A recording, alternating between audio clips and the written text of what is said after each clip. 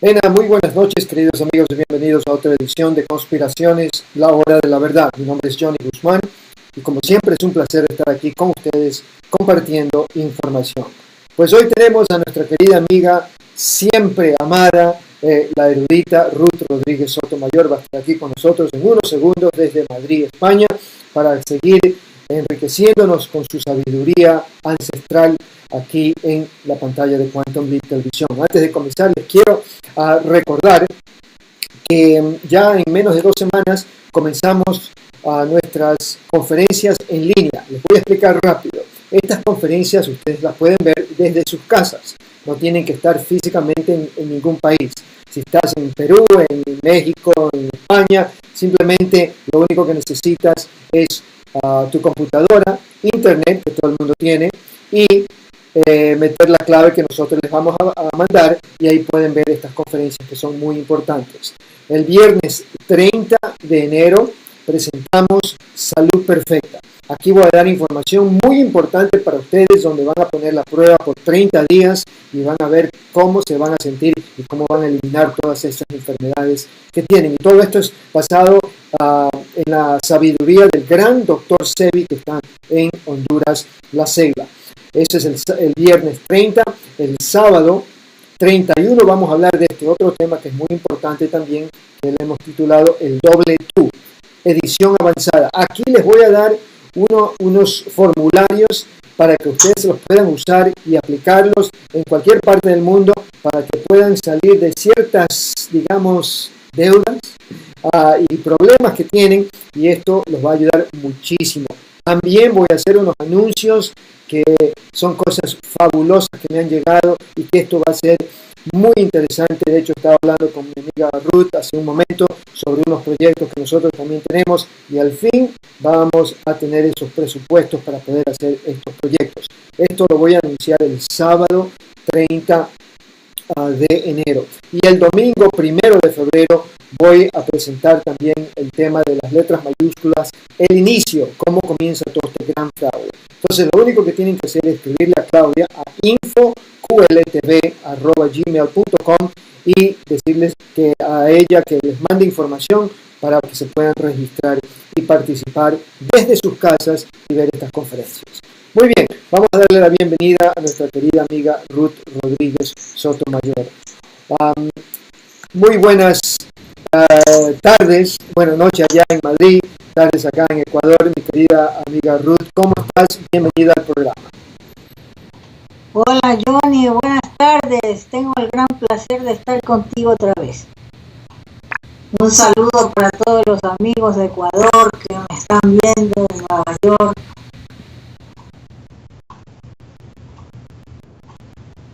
Tengo una gran noticia que darles, porque ya me han confirmado que mi obra sobre el descubrimiento del origen de los mayas y la revitalización de los nombres autóctonos, que es una obra en 3 tomos, se va a publicar en julio en Guayaquil, a cargo del municipio, de la Oficina de Promoción Cívica y Cultural. Me lo han confirmado hace un día. Muy bien, Ruth, es fantástico, y ya es hora que acá este gobierno te reconozca, porque tus obras son extremadamente importantes, no solamente para los ecuatorianos, para todo el mundo, para Centroamérica, para Norteamérica, incluso para los países allá en Europa, que entiendan un poco más de qué es lo que sucede. Yo siempre digo, Ruth, que hay que entender nuestro pasado para poder entender nuestro presente, y ya así nos podemos dirigir hacia el futuro. Entonces, Ruth,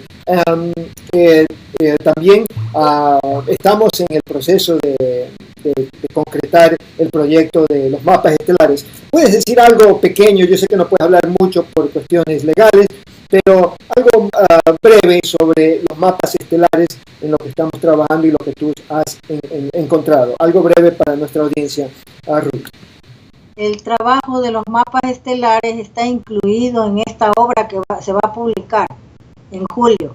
Y pues se trata en el apéndice presento la interpretación de 6 tablillas que forman parte de una biblioteca de por lo menos 25 tablillas o más que tiene en la colección particular el pintor ecuatoriano señor Estuardo Maldonado, que ha hecho una fundación, en Quito, donde tiene unos tesoros arqueológicos y que pertenecen en su mayor parte a la cultura que allá en el Ecuador se ha clasificado como Valdivia, pero que yo considero que se trata de la cultura maya, de una de las ramas mayas que se asentó, que formaba parte del estado de los Huancahuiscas.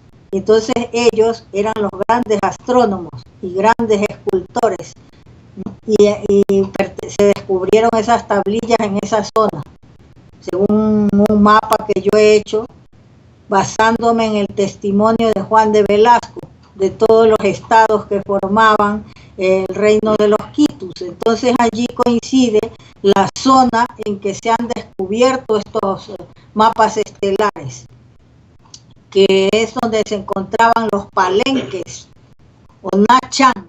Palenque es un calificativo hispánico que consta en el diccionario de la Real Academia de la Lengua de Madrid, de España. Entonces ahí se dice que palenque significa el que construye empalizadas, que rodea un terreno de una valla de madera para hacer unos espectáculos. No sabemos por qué les llamaban así, pero realmente se llamaba la cultura Nachan, que quiere decir Na en maya, que quiere decir casa, y Chan, serpiente, porque a los mayas se les denominaba también serpientes, que quiere decir sabios. El símbolo de la serpiente pues ha sido desprestigiado por los rabinos hebreos, que lo han hecho creer que ese símbolo representaba el mal, pero realmente representaba la sabiduría, al sabio. En los jeroglíficos egipcios, una serpiente con piernas representa un sabio. Así que a los mayas, aparte de llamarles hijos de Varuna en los libros védicos, que quiere decir que ellos eran grandes navegantes y Varuna era el dios del océano, también se les conocía como los serpientes. Así que Nachan es el nombre de la rama maya de los grandes escultores, los que construyeron la ciudad de Palenque en Centroamérica, y que en nuestro país han dejado también una ciudad con ese mismo nombre, bañada por unos ríos que se llaman Palenque y Macul, que allí se confirma también que Macul es el nombre del Morueco, la constelación de Aries, en el zodíaco de Babilonia. Así que pues se confirma que los mayas son los fundadores de Babilonia con esto, y son los autores de estas tablillas, que también dan a conocer que allí ellos ya sabían desde la época en que estaban asentados en el Ecuador, porque son hijos del rey Cayapa. Por eso existe en la provincia de Esmeraldas una cultura llamada Cayapa, que también se ha alterado el nombre en Cayapa. Ellos dejan esa biblioteca lítica que corresponde a la era antediluviana, que contiene una información extraordinaria de astronomía. Son ellos los grandes astrónomos, y también hay otra etnia que correspondiente a los mayas de esa misma zona del estado de los Huancahuiscas, que son los Dawis, que Dawi en sumo, que es una rama del maya, de la lengua maya, que todavía se habla allí en Nicaragua, significa los inmortales. Entonces todos ellos ocupaban ahí el estado de los Huancahuiscas con otras culturas muy importantes, ¿no? Y por eso pues estos mapas estelares vienen a demostrar que ellos tenían la tesis heliocéntrica, que la llevan a Babilonia. Pero hay otro detalle que quiero decir, que es que en la zona de los Laris, que son los Purus, que fundan su capital cerca de Riobamba, en lo que es ahora Riobamba, que se llama Laripampa, con N, quiere decir el Valle de los Laris. Hay un arquitecto que ha hecho un estudio allí de esta ciudad, así que se llama Alfredo Lozano Castro. Recuperación del espacio perdido de Liribamba, pero no es Liribamba porque Bamba es un producto de pastelería aquí de España, porque allá no se utilizaba la B, ni la G, ni la D, que son consonantes cerebrales suaves, igual que en el sánscrito, en el runasimi no figura. Y lo que era la P, Laripampa, con N, quiere decir el Valle de los Laris. Estos Laris son los Purus. Así que en esa zona, estas personas tenían unos grandes astrónomos también que estaban en contradicción con lo que habían enseñado los mayas de la tesis heliocéntrica. Ellos tenían la tesis geocéntrica, que es llevada a Grecia, en edades remotas, y es adoptada allí, porque los laris, que son los laricajas, laripatas, los tiucaxas, porque no se escribe con J el nombre, hay que revitalizarlo, y es laripatas, laricaxas con X, que tiene el sonido de la SH. Estos son los fundadores de Larisa en Grecia y de Larsa en Mesopotamia, y van con los que se han llamado palascas, que conforman varias etnias. Por ejemplo, los turús, los tisalios, que todos salen del reino de los quitus. Los turús de Turupampa, los tisalios, los lictos, todos ellos van a Grecia y Tracia y Frigia. Y estos laris fundan Tracia y Frigia y fundan Larisa y Larsa en Mesopotamia. Ellos llevan la tesis geocéntrica y yo he localizado un instrumento que tiene esa tesis ahí, la representación geocéntrica del universo. O sea que tienen esas dos tesis. Todo eso lo presento yo porque ese instrumento ha sido descubierto ahí en la Maná, en la mina de la Maná de oro, pero ha sido interpretado de una forma errada porque se dice que es la representación de un mandala que se utiliza en el yoga, pero que para concentración, ¿no? en las prácticas del yoga, pero no es verdad, sino que representa la tesis geocéntrica del universo. Y en este trabajo pues he aumentado yo ese descubrimiento que he hecho en estos últimos días. Ajá. Ok, entonces, Ruth, algo muy interesante que te escuché hablar tú a ti en algún momento en nuestras conversaciones también, hablabas sobre los colores y las plumas y cómo representaba eso el nivel de conciencia. Me pareció súper interesantísimo eso de lo que tú hablabas. ¿Podrías elaborar un poquito sobre eso antes de entrar a hablar sobre el tema de los chanchan y los taínos y estos otros temas, Ruth? Con mucho gusto. Mira, resulta de que yo esa parte de ese conocimiento lo incluí en mi trabajo La Sabiduría en Preamérica, un estudio sobre el yoga primigenio, el yoga preamericano, porque hice un estudio comenzando pues por el conocimiento que tenían de los colores de los pensamientos y todo esto, y descubrí de que ellos sabían, estas culturas habían llegado a saber, los sabios ya conocían ellos lo que es la neurología.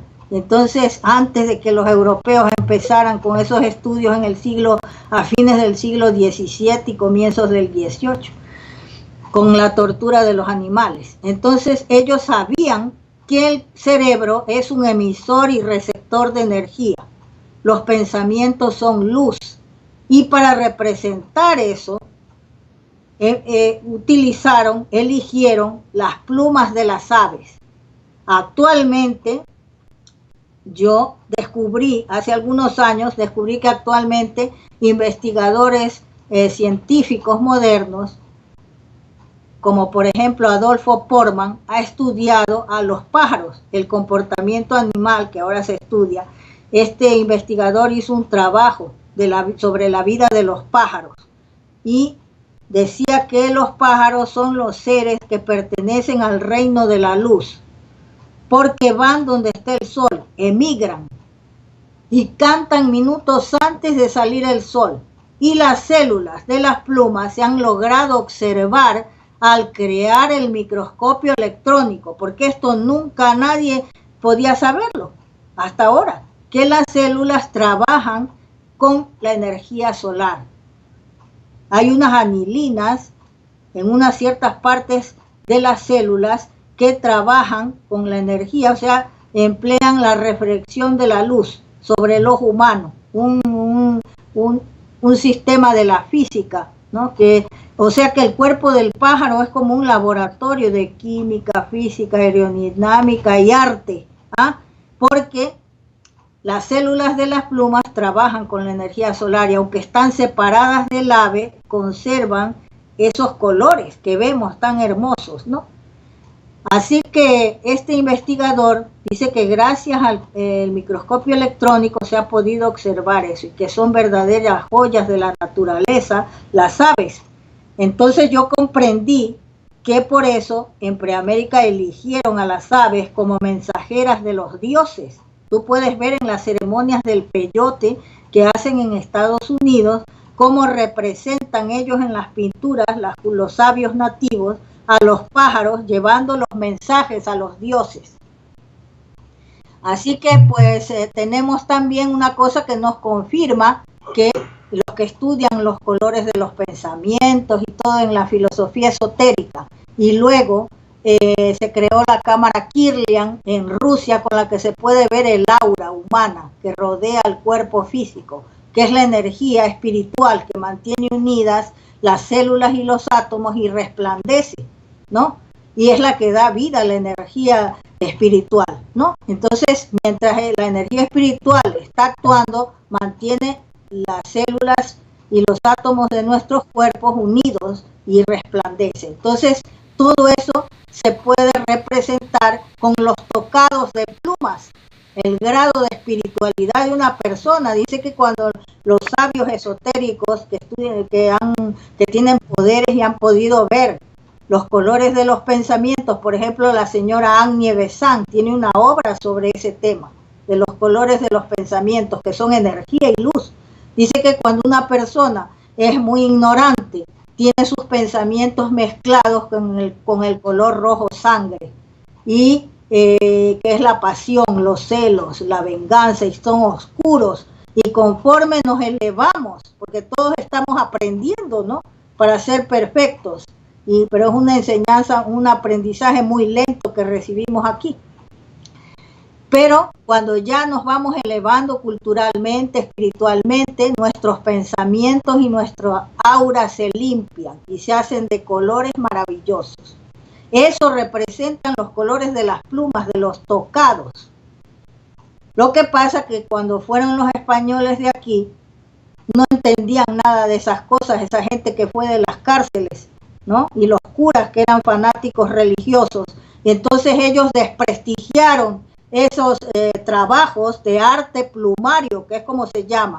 Porque incluso en la Biblia, tú investigas en la Biblia, en el Testamento Antiguo, y verás que Moisés manda hacer para el tabernáculo un trabajo de arte plumario, de unos querubines con arte plumario. Así se llama, ¿sabes? Una vez cuando yo estaba vendiendo artesanías, que me ayudaba con eso en las grandes ferias que iba, yo traía cosas de allá de América, yo puse, unas amigas hacían pendientes de plumas, recuperaban con plata plumas de faisán, preciosísimas, y adornos para los sombreros y para los tocados de las mujeres y todo, que preparaban eso y vendíamos en la feria eso, que era preciosísimo. Entonces yo ponía un cartel, arte plumario, y pasó una vez un grupo de jóvenes y se rieron porque yo había puesto arte plumario, porque aquí los cómicos vulgares han desprestigiado ese arte, ¿sabes? Y toda España se ríe cuando en los programas se ponen a hablar estos sabios, estos cómicos que dicen que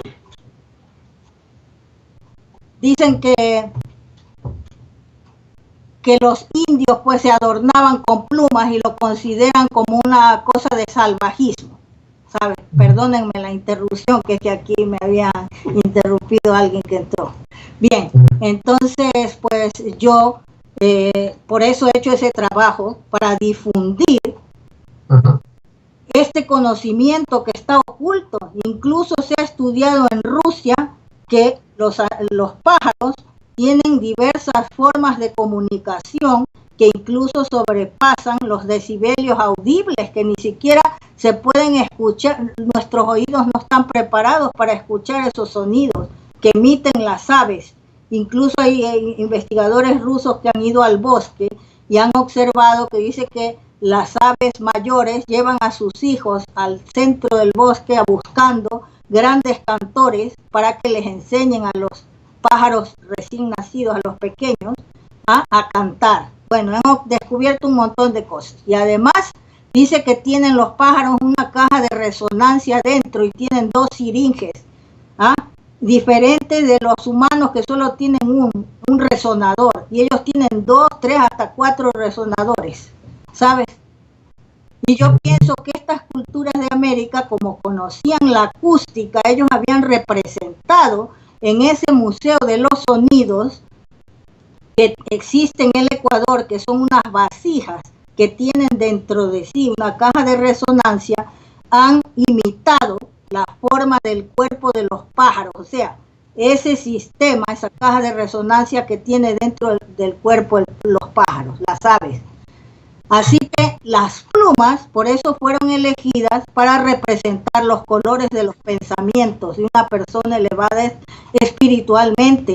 Y en Egipto también se demuestra que es cierto esto que estoy diciendo, porque la diosa Mat, que es la diosa de la verdad resplandeciente, se adorna con un ceñidor de cabellos y una pluma. Igualmente los escribas reales tienen como emblema de su colegio iniciático la pluma. Y luego se confirma esto que te estoy diciendo, que el dios Anubis, que es el dios de los muertos, se ha registrado en las pinturas egipcias y de los libros, del libro este de la salida a la luz del día, o sea, el libro de los muertos, se ve una pintura del dios Anubis cuando llega el alma del fallecido y él pesa en su balanza ante un tribunal, que es el que nos juzga cuando morimos, pesa en su balanza, pone el corazón del fallecido en un platillo y en la otra la pluma de la sabiduría y la verdad, para ver las acciones del difunto en este mundo material y juzgarlo.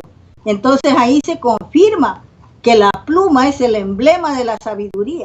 Y otra cosa, que Maat, que es la diosa de la verdad resplandeciente del Egipto, que se adorna con ese ceñidor de cabellos y con la pluma de la sabiduría, ella, su nombre es de la lengua maya, Maat, quiere decir regalo, dádiva, o sea que parece que es un aporte de la cultura maya al Egipto, la presencia de esa diosa y su emblema de la pluma.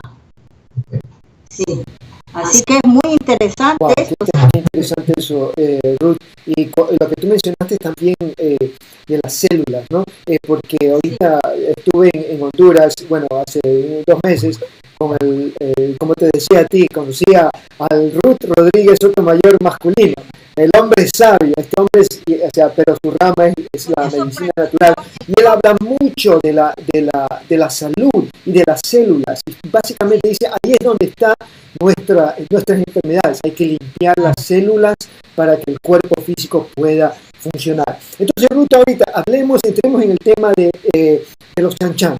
¿Y qué importancia tiene los chanchan? Porque algunos dicen, Ruth, bueno, es que está hablando de Ecuador, pero no es solamente de Ecuador, es que a veces no entienden un poco esto, pero explícanos bien qué significa esta cultura chanchan y por qué es importante para todo el mundo que sepan de esto, mi querida Ruth.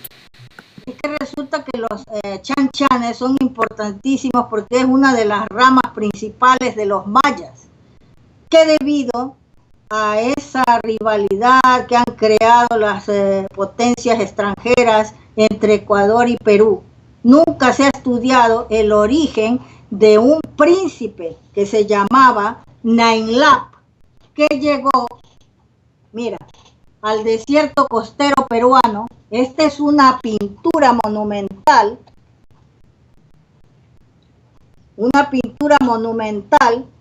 que he podido yo recuperar al visitar el Museo de Christian Krekovic, que se encuentra en Mallorca, gracias a la gentileza de la invitación que me hiciera una gran pintora portuguesa que, debido a que conoció mis trabajos a través de internet, de tus entrevistas y eso, se hizo amiga mía y ella me invitó a Mallorca en este verano para que se cumpliera mi deseo, aparte de conocerla a ella y a su familia, que han hecho una gran contribución. Lo digo ahora, ella se llama Olga Alves Fonseca y su esposo ha sido cónsul de Marruecos en Portugal.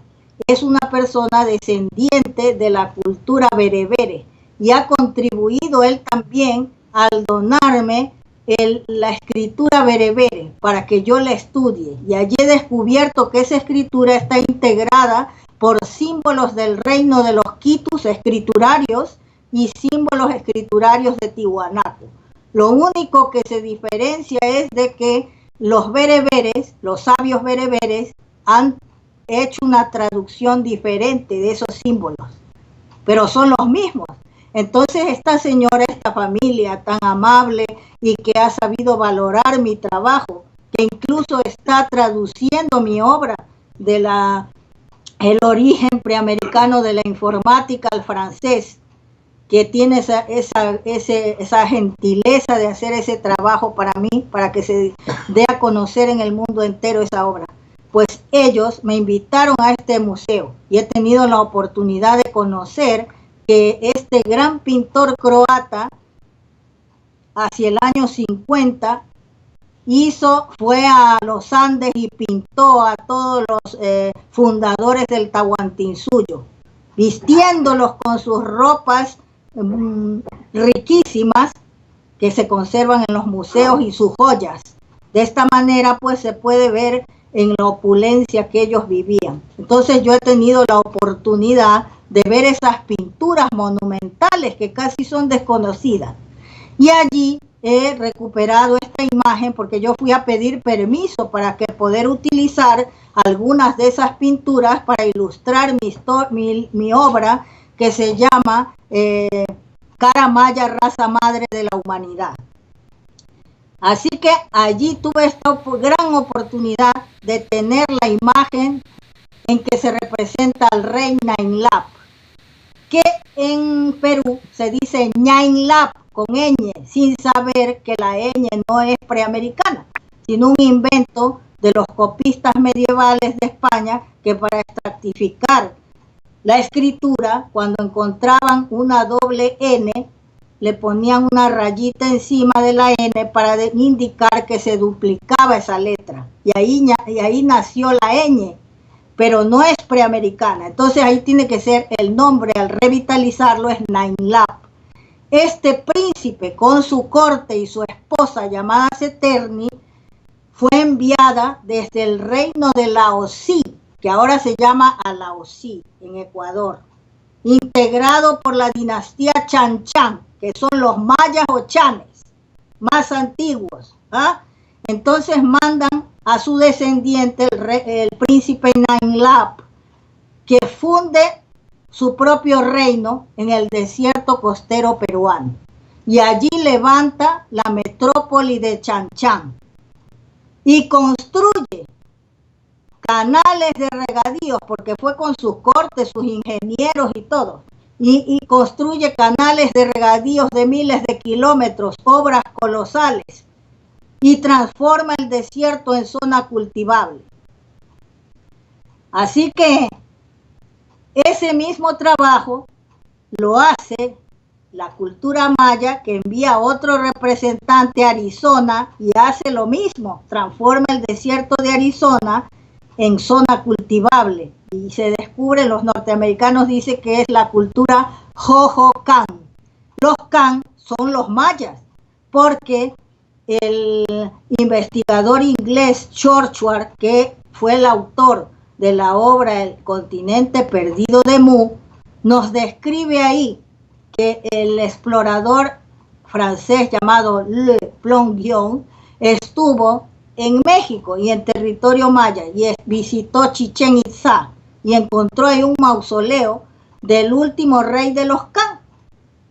Y había una estela donde se daba información sobre todas las 12 dinastías Kan, que eran mayas, que seguían a las dinastías mayas más antiguas y que habían tenido una colonia en el continente Mu que se llamaba Mayax. Y dice que esos reyes reinaron hace 35.000 años. Y en esa estela se veía que se había esculpido una serpiente de 12 cabezas, que son las 12 dinastías Kan, descendientes de los mayas. Y los Kan los tenemos en el estado que nombra Velasco de los Masnaví o Manabí, que se llaman Mantayos. Ahí está la dinastía de los Kan, ¿sabes? Entonces los chanchanes son mayas que están relacionados con... Entonces ellos mandan también a otro príncipe a la zona del montañosa del Perú, que es el príncipe Takay, que allí en los registros de los peruanos, de los historiadores peruanos y cronistas españoles, le llaman Takay Namo, pero Namo es una expresión que se conserva todavía en el Tíbet y en la India, que significa, es una expresión de reverencia. Por ejemplo, en el Srimad Bhagavatam dice Om Namo Bhagavate Vasudevaya, que quiere decir yo te ofrezco mis respetuosas reverencias a tus pies de loto, Krishna, hijo de Vasudeva. ¿Ah? Y entonces ahí está esa expresión Namo, no es el nombre de él, sino que dice Takay Namo, expreso mis respetuosas reverencias al rey Takay. Luego entre los libros tibetanos también está esta expresión, porque se dice, por ejemplo, en el Sutra de Sitigarbha, Namo a Sitigarbha, Namo al Bodhisattva Sitigarbha. Bueno, el rey Takay también es de Chanchan. ¿Por qué? Resulta de que me puse a estudiar lo del volcán de Chimborazo. Chimborazo está también que hay que revitalizarlo, esos nombres nuestros de ahí, de los lugares, todo. Ahí vemos que Chimborazo es en la zona cercana a Riobamba, es un volcán donde queda la capital de los Laris o Purus, y queda Chanchan por allí en el estado de Laosí.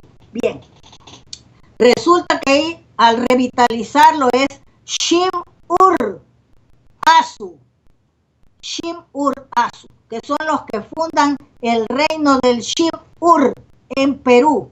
Y Asu es un calificativo que se ha conservado en la lengua sumeria. ¿Sabe qué? Significa médico que trabaja con la terapia de la hidroterapia. El médico dedicado a trabajar con la hidroterapia. Asu.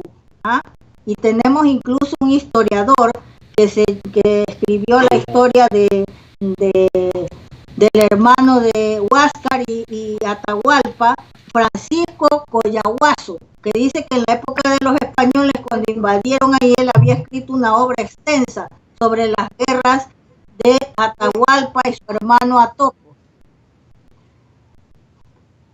que era Huáscar. Entonces él se llamaba Francisco Coyahuaso y los españoles le quemaron su obra, pero antes de morir a los 80 años escribió otra obra resumida para que no se perdiera ese conocimiento. Pero ¿qué pasa? Ahora se ha desaparecido esa obra, no se sabe dónde está. Ahí tenemos ese calificativo Huaso, Coyahuaso y Shim-Ur Asu. Ur es la lengua de los mayas, la lengua más antigua de los mayas, la clásica, se llamaba Ur. Así que van y fundan ahí el reino del Shim-Ur en Perú. Y lo funda Takai Namo. ¿Ah? Y esa es la historia, que es muy importante, todas esas cosas, pero que están ocultas en los nombres nuestros antiguos. Claro, Ruth. Entonces, es muy importante esto que tú compartes, ¿no? Porque siempre esa rivalidad y no en compartir información. Claro. Pero también quiero que toques ahorita, porque una de las cosas que no hemos hablado mucho es los nativos del Caribe, los taínos, que de hecho yo nunca recuerdo cuando estaba estudiando en los Estados Unidos que hablaron sobre los taínos y quién vivía ahí, solamente era que Colón vino el gran sabio a descubrirnos, ¿no? Y nunca se menciona de esta gran cultura taína que ocupaba todo lo que hoy en día conocemos como el Caribe, y que bueno, ya sabemos qué les pasó, pero ¿cómo podemos ¿qué conexión tienen ellos también con los de América del Sur y Centroamérica, esta gran civilización antigua también conocida como los taínos? Ruth.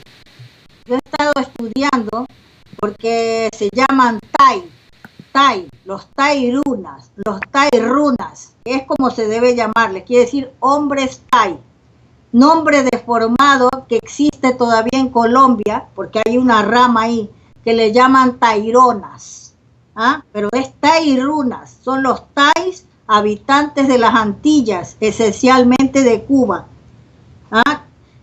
y que al parecer era una rama de los huaras. Existe la posibilidad de que sea el mismo pueblo que llegó en edades arcaicas al Japón, donde se ha desfigurado el nombre y se les convirtió en ainos, pero son los tai. En la sierra de Santa Marta de Colombia todavía existen representantes, y los españoles recogieron datos de la presencia de esta cultura hacia 1501. Dice que el colonizador Bastidas los menciona a estos tai, que ahí les transforman el nombre en taironas, pero son los mismos. Durante el siglo XVI dice que aparece el invasor español Gonzalo Fernández de Oviedo, que resulta que difamó a la raza de los tairunas por haber observado que en su orfebrería tenían obras de arte erótico en oro bellísimas, y entonces, para la mente atrasada e hipócrita de los españoles de esa época, esto fue un pretexto para tacharlos de degenerados. Entonces, hacia 1599, Juan Giral Belón, que era gobernador de Santa Marta, ordenó el exterminio de la población. Y entonces hay un historiador norteamericano que se llama Wade Davis, no sé si has leído tú la obra de él, que se llama El Río, que es una historia literaria, pero que registra ahí datos, y dice que los sacerdotes de esta cultura de los tai fueron abatidos y descuartizados y sus cabezas cortadas y exhibidas en jaulas de hierro. Dice que a los que huían se les cortaba el talón de Aquiles, a los que podían apresar. Y luego otros dice que los sacrificaban y los colgaban en ganchos atravesados de sus costillas. A otros les lanzaban los perros para que los destripen. Pero esta obra, dice, no se sabe, dice que el gobernador Belón ordenó, dice también, cortar, dice, las narices, las orejas y los labios de los adultos, aplicando la costumbre que tenían en España para poder identificar a los delincuentes, que así fue como vinieron los de Colón, que eran desnarigados, que te conté yo a ti, desorejados. Pero mira tú cómo es la ley del karma, porque ahora actualmente en España, en pleno siglo XXI, casi el 60% de la población, que esto me dice una amiga, dice, con eso que tú dices, los gays se van a sentir contentos. Casi el 60% de la población de España son bisexuales, homosexuales y transexuales. Lo que pasa aquí ahora se impide que la otra parte de la población ejecute los crímenes que hicieron en el pasado contra estas personas. ¿Mm? Entonces, eso es lo que pasa con esta cultura de los Tai runas. ¿Ah? Pero que son los que seguramente han ido al Japón, que allí se les llama ainos, pero son los Tai, que también se les llama taínos, los Tai runas. Wow, qué interesante eso. Ruth, y esas figuras 60%, o sea, ¿de dónde, cómo, o sea, dónde podemos ver eso? Porque seguro algún hermano español ahorita que está viendo esto va a decir, pero ¿cómo? 60% es una cantidad muy alta. Más o menos, cada vez salen más, dice, del armario, dice que están escondidos algunos. Pero así es que la ley del karma pasa eso aquí, cuando ellos mataron esa población ahí de los tairunas, y yo he dedicado a todos los emperadores, sabios y todo, que la historia de las bibliotecas, los nombro a los emperadores, todo de nuestras culturas, desde Alaska hasta la Patagonia, que fueron sacrificados. Y los he puesto a estos Tai runas, que he encontrado esos datos ahora poco, también para hacerle justicia. Por eso cito que actualmente la población española tiene ese como 60% de que son homosexuales, bisexuales y transexuales, pero ahora ya no les pueden hacer daño a ellos, la otra parte de la población, como en los crímenes que cometieron ahí con esas culturas, que además no han de haber sido que hayan hecho que lo que hacían era obras de arte erótico, no era pornografía, ¿sabes? Bien, Ruth, y ahorita que estamos hablando, antes de la conversación, tú me habías mencionado que habían encontrado algo en las Canarias, y bueno, ¿cómo también se relaciona esto con los íberos, allá, los antiguos íberos de la península de Iberia? ¿Qué nos podrías decir en relación con lo que tú has investigado también, Ruth? Yo he investigado desde el principio, cuando me empezaron a hacer Raymond Román Maulí, me hizo la primera entrevista, yo presenté el cuadro sobre la cultura guara, que descubrí de que sale de Tiwanaku, que es la primera raza blanca, está integrada, no es guaraní, sino guara, con W. Esa raza está integrada, es la primera raza blanca, integrada por los caras o carios, los íberos y los tupihuaras. Los caras o carios fundan un reino que se llama el Paranapur, en la zona del Paraná, o sea, de donde queda ahora Paraguay. Y los íberos se asientan en Argentina, Corrientes, y forman un reino ahí, tienen reinas y todo. Luego, los tupihuaras, que también forman parte de la raza guara, se extienden en la zona del Mato Grosso, en Brasil.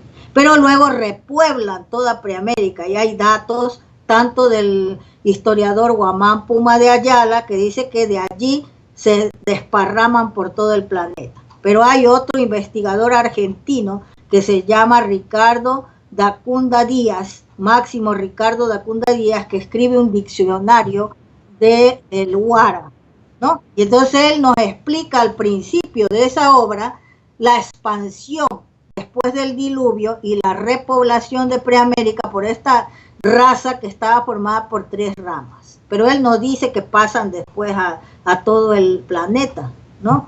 Entonces de ahí vemos que ellos se expanden, según lo que yo he estudiado al estudiar los nombres de acá, al estudiar las investigaciones que se han hecho aquí en España, que ahora me he enterado por una filóloga que se llama Apellido Jiménez, que sacó una entrevista por internet de que ella ha estudiado, es una experta en latín. Entonces denuncia que aquí el íbero, tanto la escritura como la lengua, no se estudia a nivel académico. que los estudios que existen son de particulares o que se han hecho en Alemania, pero que hay gente de las nuevas generaciones que quieren aprender el íbero, tanto la escritura como la lengua, pero que nunca se ha tomado en cuenta porque la iglesia impuso el latín y no dejó estudiar las lenguas autóctonas.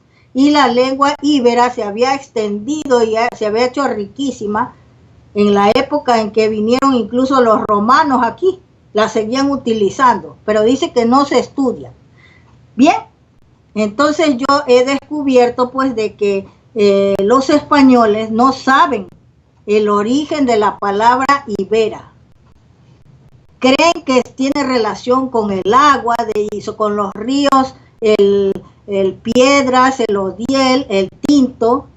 Creen que con alguno de esos ríos tenía algo que ver, pero no tienen seguridad de qué quiere decir. Y yo he encontrado en la lengua guara la traducción de I, quiere decir ibera, quiere decir agua brillante. Allí se encuentra la traducción, en la lengua guara, que hoy se llama guaraní porque está deformado y no está revitalizada la lengua y revalorizada, sino que tiene interpolaciones introducidas por los españoles, los inquisidores, que se tomaron eso de coger y escribir nuestra historia y fundaron esos institutos de verano donde estudiaban las lenguas así por encima para poder traducir los catecismos, misales, la Biblia. Es como en el Ecuador, el Casyapa. Hay un autor que ha sido un cura, se llama Vitadelo el apellido. Yo he cogido esa obra para buscar ahí. Solo enseña para buscar los conceptos elevados que tenían esas culturas de las ciencias, las artes. Pues nada, él no registra eso. Solo las palabras más simples como ir a comer, vestirse, etcétera, etcétera. Pero las cosas importantes, la sabiduría, nada, eso, ninguna cosa de esa la traduce. Y la mitad, o sea, el segundo tomo de su obra es una traducción de la Biblia al Casyapa. O sea, ¿qué es lo que nos han hecho a nosotros? Han hecho con el íbero aquí y la escritura ibérica. Y no han dejado estudiar esa lengua. Ruth, ¿y los nativos de las Islas Canarias? Los nativos de las Islas Canarias he descubierto que son los canaris, que allá se llaman en el Ecuador todavía cañaris, porque no saben que la ñ no es preamericana, que ya te he dicho que fue inventada por los copistas medievales de España para estratificar la información. Dice que cuando encontraban repetida la letra N, le pusieron una rayita a la N para decir que se duplicaba esa letra y así nació la ñ. Pero no es nuestra, entonces no es cañaris y es con K, el nombre, canaris, con doble N. Y son ellos los que vienen aquí a España, a las islas, invaden allí y traen una lengua que yo pienso que es la lengua unitaria que hablaban en el estado de los huancahuiscas, la lengua de los huancahuiscas, porque es el Huanxi, que se escribe así, con X, Huan con doble V y Xi. Huanchan quiere decir príncipe en China, y está todas esas cosas. Y entonces esa lengua todavía la estoy buscando yo, a ver dónde encuentro, y hay que ir a Canarias, porque seguramente allí voy a encontrar la lengua del Huanxi, que tiene que todavía haber registros ahí. Se ha descubierto una montaña ahí en una de las islas, me han mandado a mí un informe, un vídeo, y entonces hay símbolos ahí entre los que encuentro yo, que hay símbolos del reino de los Quitus y de Tiwanaku. La A de Tiwanaku está ahí. Y el símbolo del cero, inventado por los mayas y usado ya desde el reino de los Quitus cuando habitaban ahí ellos, que es la semilla cósmica. ¿Sabes qué? Los historiadores oficiales del Ecuador, siguiendo la mala enseñanza de los foráneos, le dicen, le llaman a ese símbolo, dice, es un signo del café, de semilla de café, cuando allí no existía el café, El café pertenece a Etiopía. No saben que ese estimulante es de Etiopía. ¿Ah? Entonces es el símbolo que representa la era de los gigantes, el cero. Pues ese símbolo y otros más que son del Ecuador, los he identificado en esa escritura de ahí de los canarios, que se ha descubierto ahora poco. Dice que van a hacer un congreso para dar a conocer esos símbolos que se han registrado ahí en una montaña. Así que esas son las noticias de las relaciones de los preamericanos que se van sacando al estudiar los nombres antiguos del reino de los quitus, como tenemos a los laris y todos estos que han viajado a Grecia, los lictos, que existen un pueblo de los lictos, de los pan en el Ecuador, y esos pasan a Grecia y forman parte de los que llaman palascas, que los nombra también el doctor, el filólogo, ese sabio boliviano, el doctor Emeterio Villamil de Rada, y dice que son los que llaman, que deformaron el nombre de los europeos en pelasgos. ¿Ah? Ahí tenemos a los turush, que van con los pueblos del mar. Tenemos a los laris, fundadores de Larisa. Tenemos a los lictos, tenemos a los urus, que dan el nombre con los pan a Europa, urupan, en edades remotísimas. Luego tenemos a los tisalios, todos esos son del Ecuador, los pan, los tisalios, los lictos. Y luego hay unos que son, por ejemplo, los acayaguas, que son peruanos, porque antes el Perú se llamaba Acamama. Aca quiere decir cerveza lunar. Y yagua, yaguar, quiere decir líquido sanguíneo, yagua, y por ende linaje. ¿Quiénes son estos acayaguas? Son los aqueos, personajes principales de la Ilíada de Homero. Fíjate tú, no eran rubios como los representan los autores de las producciones cinematográficas que hicieron esa película de Troya ahí en Norteamérica, y ponen a unos artistas norteamericanos rubios. No, eran morenos, tenían melenas hermosas. ¿Ah? Estos son los acayaguas o aqueos que salen del Perú. Y tenemos a los argus, que la historia es al revés. Del Perú sale una señora Petrona Argus, que está nombrada por el doctor Alfredo Costales en la obra de él que se llama La Familia Real Duchicela. Esta señora Argus se casa con un descendiente de los Coricela, quiere decir Cori oro, Cela patio. Y allí este señor dice que en las crónicas de los españoles dicen patio de oro, pero se llama Coricela, es el nombre de este ecuatoriano que era un príncipe de los Licán. ¿Ah? Los licanes, estos son también mayas de ahí de esa zona, y salen los mayasela, los duchesela y los duche mayas. Duche con X, suena con la SH del inglés. Duche, no es con che, la che ha sido impuesta por los inquisidores para traducir. Entonces ahí vienen los Cori Argus, que se pronuncia como que fuera una G, pero es una doble V. Argus, Cori Argus, que están en las leyendas del Bellocinio de Oro de allí de Creta y de Grecia, que va en el barco llamado Argus, dice que Jasón. Todo es una historia mitológica que se cuentan ahí, pero resulta de que cuando dice que llega Jasón a una isla de las mujeres, existe una isla de las mujeres allí en el Pacífico,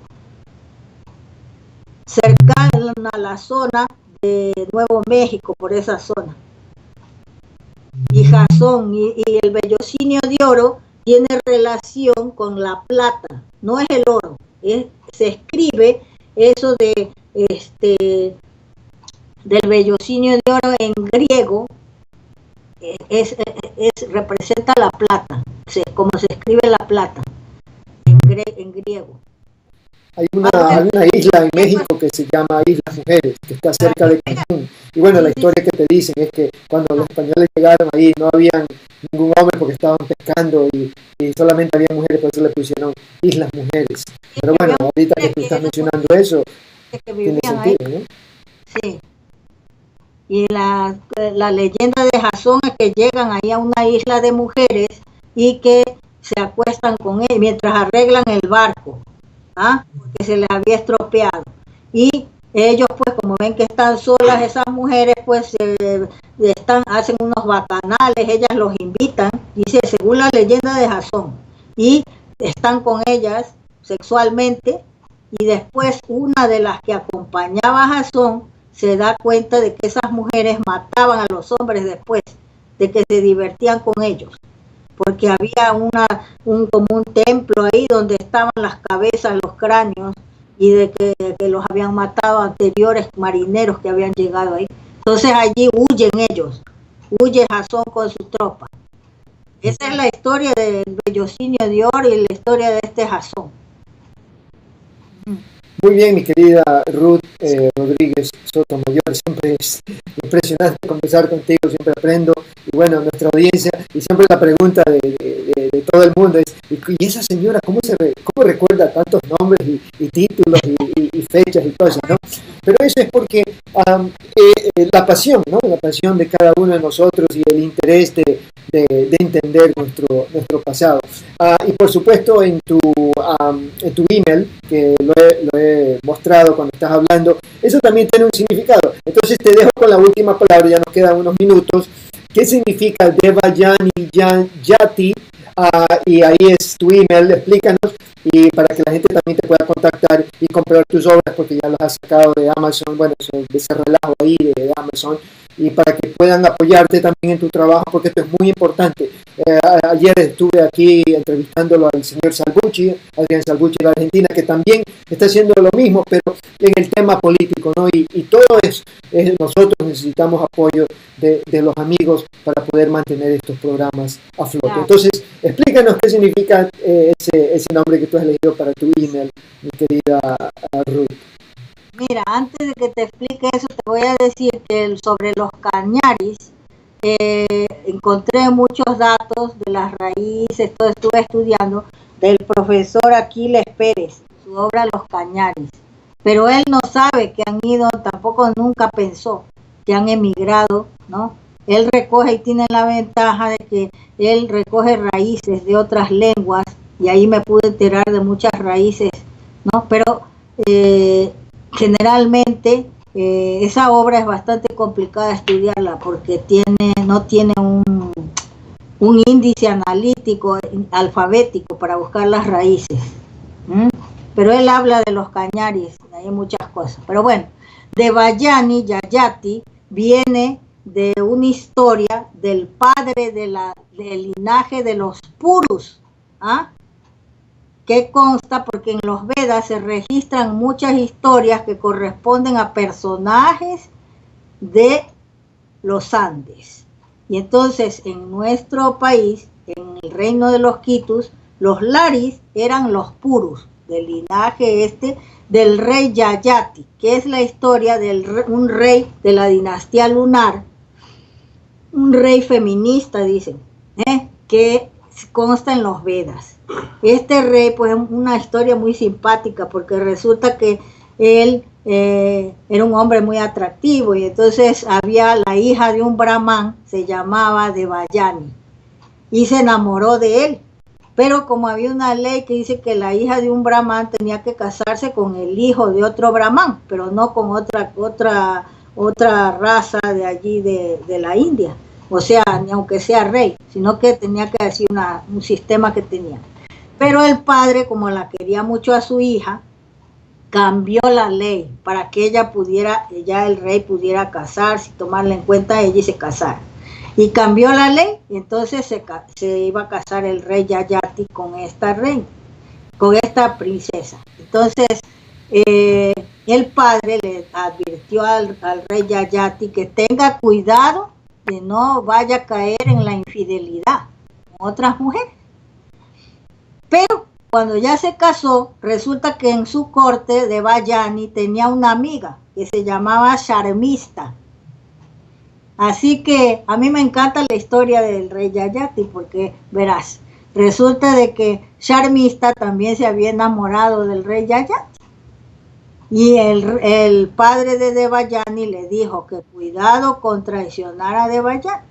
Pero el rey no pudo seguir a rajatabla esa promesa y permitió que lo visitara por las noches a su recámara, Sharmista, y entonces también tuvo hijos con ella.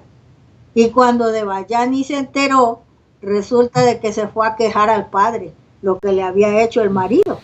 Bien, el marido, como estaba muy apegado a ella, fue a buscarla a la casa del suegro para llamarla ahí, ¿no? Entonces salió el suegro, el brahmana, y lo maldijo y le dijo que se iba a quedar impotente por haberle hecho a su hija.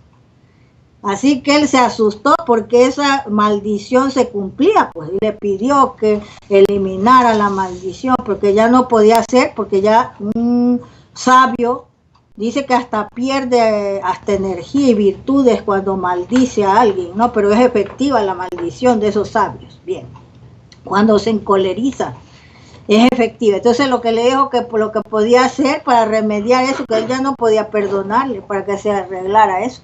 Lo que podía hacer era ir a decirle a alguno de sus hijos que tomara esa penitencia de quedarse impotente.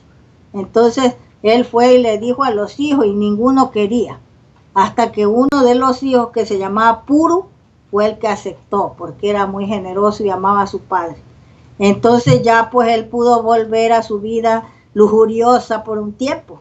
Ya después decidió con el tiempo abandonar esa vida, pues ya porque la gente, los reyes y todo en la India han sido así, que hasta que tienen pues esos deseos, luego ya abandonan eso y se van al bosque a meditar, abandonan su riqueza. Entonces ahí ya le devolvió a su hijo, ya que vuelva a ser como siempre, le devolvió su juventud y dijo que le iba a nombrar a él su rey, el rey del imperio de él, y le iba a entregar la corona. Pero el consejo real no aceptaba hasta que él les contó cómo había sido Puru, que era un gran hombre. Entonces ahí ya aceptaron que Puru tomara ya la corona y lo nombraron rey. Y Puru son los Puruáes, de quien desciende la madre de Atahualpa, los Purus. ¿Ve? Entonces por eso yo siempre me ha encantado esa historia y me hace reír, pues como la comentan ahí, yo te cuento un resumen, pero la belleza en que la narran en el Srimad Bhagavatam, por eso yo me puse en el correo así, Devayani y Yayati, los dos juntos ahí unidos. El rey y la princesa. Muy bien, mi querida Ruth. Y bueno, a los amigos, por favor, pueden contactar a Ruth a ese email devayaniyayati@gmail.com y ahí pueden escribirte para adquirir tus obras. Y también les doy otro dato, amigos. La mayoría de ustedes no saben que nuestra querida amiga Ruth Rodríguez Sotomayor también canta, y canta bellísimo. El otro día estuve con mi amigo Raymond y me puso uno de los CDs tuyos y dije, ¿y esa voz? ¿Quién es esa cantante? Me dice, ¿a que no sabes quién es? Le digo, ni idea, pero canta bellísimo. Dice, esa es nuestra amiga Ruth. Digo, ¿qué? ¿Cómo es eso, Ruth, que has tenido eso escondido que tú cantas? Desde la niñez de los 12 años yo cantaba. Imagínate que cantaba cuando llegó Joselito allá al Ecuador, me encantaba, era una niña y ya mi voz se desarrolló y claro, después ya conocí en la universidad a estas concertistas que son una familia, como una joya del Ecuador, que yo por eso me llama la atención que el gobierno no les pone una medalla. Y se murieron los padres y todavía ellas viven, ¿no? Que son de mi edad. Y entonces la familia Manzano Vela, que es una familia de concertistas espléndidas. Entonces ellas, cuando me escucharon, les gustó lo que yo cantaba. Y entonces me acompañaban y dábamos recitales con la doctora Sonia Manzano Vela, que es una gran amiga, es de mi edad, ella. Nació en el mismo año que nací yo. Yo digo que ella descendió para acompañarme a mí en los recitales y ser grandes amigas. Así que grabamos unos discos con ellas, Así que luego conocí, yo cuando fui una vez que había publicado aquí unas obras y todo en Madrid, invertí un dinero y grabamos un long play sobre música ecuatoriana, que eso es lo que yo quería traer para dar a conocer aquí. Y grabamos con una violinista rusa, la señora Olga, ¿cómo es? Bueno, no me acuerdo el apellido, pero es Olga no me acuerdo el apellido bien, pero bueno, Chernyshova, Olga Chernyshova. Y ahora ella vive en Estados Unidos, dirige allí una orquesta de violinistas y todo. Pero con ella grabamos ahí un long play de música selecta ecuatoriana. Lo que pasa que luego allí en Fedisco quedaron mal y no me entregaron el long play. Yo traje la maqueta y después grabé aquí, porque me costaba muchísimo grabar ese aquí en estudio. Y entonces ya cuando salió lo de la informática logré sacar copias de esa maqueta. Así que ahí está. Lo que pasa es que aquí yo trabajaba en un principio cuando me quise quedar aquí, que no me contrataban de bibliotecaria, me dediqué a trabajar como cantante y trabajaba con una orquesta. Yo tenía ropa de gala y todo que me hacía mi madre, que era una gran diseñadora de modas. Y entonces daba recitales aquí, trabajaba también con una orquesta, pero fue por un tiempo, porque resulta que aquí no era como en el Ecuador, que yo trabajaba pues en programas culturales de la universidad, con estas concertistas de prestigio, de la radio, de la televisión. Me dieron hasta un diploma allí por mis actividades artísticas ahí en Guayaquil. Pero aquí en España tenía que empezar con la farándula y yo me presenté en algunos concursos y todo y quedé finalista. Pero aquí había el problema que estaba yo sola y yo no me acompaño, hay que acompañarme a mí. Entonces, un tiempo pues trabajé con una orquesta, pero luego la orquesta se desintegró porque eran militares y entonces tuve yo que empezar a buscar trabajo con otros acompañantes y ahí viene que las mujeres solas aquí, los representantes y la farándula enseguida quieren aprovecharse de ti y llevarte a la cama. Y ni siquiera son hombres atractivos, sino que son unos viejos feísimos que uno pues no se ni siquiera puede decidir. Para alcanzar a ser una estrella tienes que pasar por todas esas cosas y luego tienes que beber, hacer vida nocturna, drogarte, todas esas cosas, y yo eso no iba conmigo. Así que yo pues siempre he tenido unos principios pues morales que mi madre me enseñó, que no caiga en semejantes cosas. Así que lo dejé, por eso lo abandoné, lo de la música, pero yo tengo mi voz perfecta, porque como soy como una monja, que ya te he dicho que no bebo, no fumo, no hago sexo, mi voz se conserva perfectamente. Y cuando he ido a Guayaquil, la otra vez que fui cuando me publicaron el libro de la informática, el origen preamericano de la informática, la familia Manzano hizo fiestas por unos cumpleaños, entonces ahí cantamos, porque ellos tienen piano en sus casas, y me acompañaron ahí, mi voz está bien, y se admiraban, dice, uy, tu voz está muy bien, pero así es. Lo que pasa que claro, ya ahora me he dedicado al estudio, que es lo que más me da satisfacciones. Esa pues una virtud que yo practiqué pues y mejoré, que Dios me concedió esa voz que está ahí. Muy bien, así, mi querida Ruth, como siempre es un placer de tenerte aquí y bueno, ya mismo te vamos a tener también acá en el Ecuador, estamos haciendo todos los movimientos, íbamos a traerte el año pasado, pero bueno, se complicaron un poquito las cosas, pero ya estamos todo listo. Si no es para fines de abril, sería a mediados de mayo, pero tenlo por seguro que aquí vamos a hacer un gran evento donde vamos a presentar todas tus obras e incluso también van a publicar tus otras obras aquí en Guayaquil, que es muy importante para que también el mundo conozca. Entonces, por favor, amigos, si quieren comprar alguna obra que ya ha publicado nuestra querida amiga Ruth, escríbanle a devayati@gmail.com y ahí pueden contactarla y comprar sus obras. Muy bien, mi querida Ruth, un placer, como siempre, tenerte. Mucha suerte y nos vemos pronto. Y vamos a ver si nos vemos pronto, hasta que nos podamos ver.